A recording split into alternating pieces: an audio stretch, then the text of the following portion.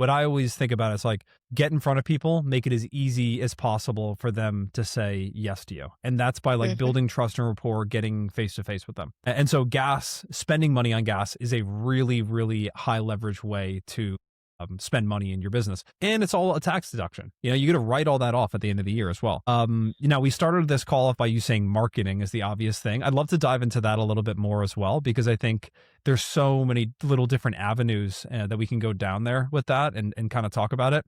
But I think just speaking from like a generalist kind of point of view here, I was actually, it's funny enough, thinking about this morning and how I've had people over the years just saying to me, like, well, I don't want to spend that much on marketing in my business. And I think this is the difference between like really successful people and people who struggle to make money in life. And really successful people don't mind spending $10 million if it helps them make 15 million.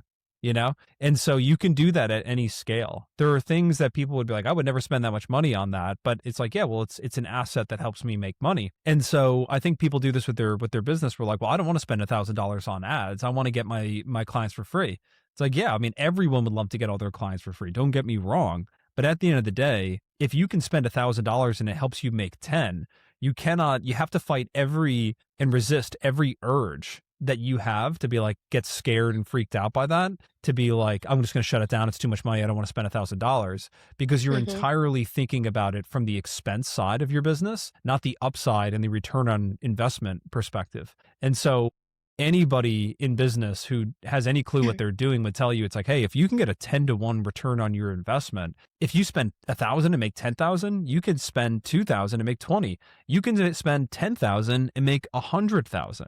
And so it's a scalable model that you can really use to get like predictable, reliable income in your business. And so I think that I'm just talking about this because I know that people have said this to me many times over the years, like, I don't want to spend that much. And it's not that I haven't had that feeling too. It's like, it's always a little bit scary and intimidating to have to spend money. But it's scary when you don't see a proven track record moving forward that you feel like this actually works.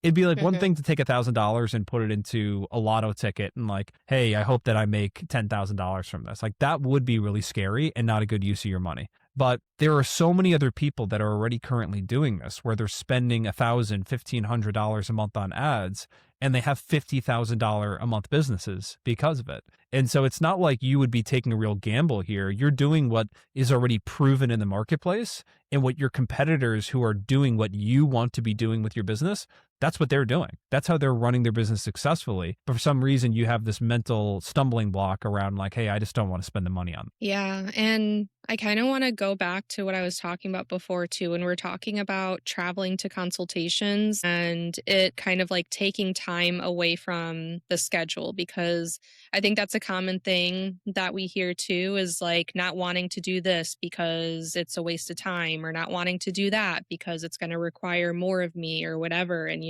time is money and all that kind of stuff. But yes, time is money. And if you're taking the time to do some of these things, like even like free versions of self marketing, like getting out there and networking with people, or going out to events and working dogs and talking with people, and I don't know, maybe like starting a Facebook group, or even just getting more involved in Facebook groups and helping people with their dogs and doing free pack walks and things like that, like things that are free but do take up your time. But like, yes, time is money, but you do those things that you are investing time in for your business and it will come back in return.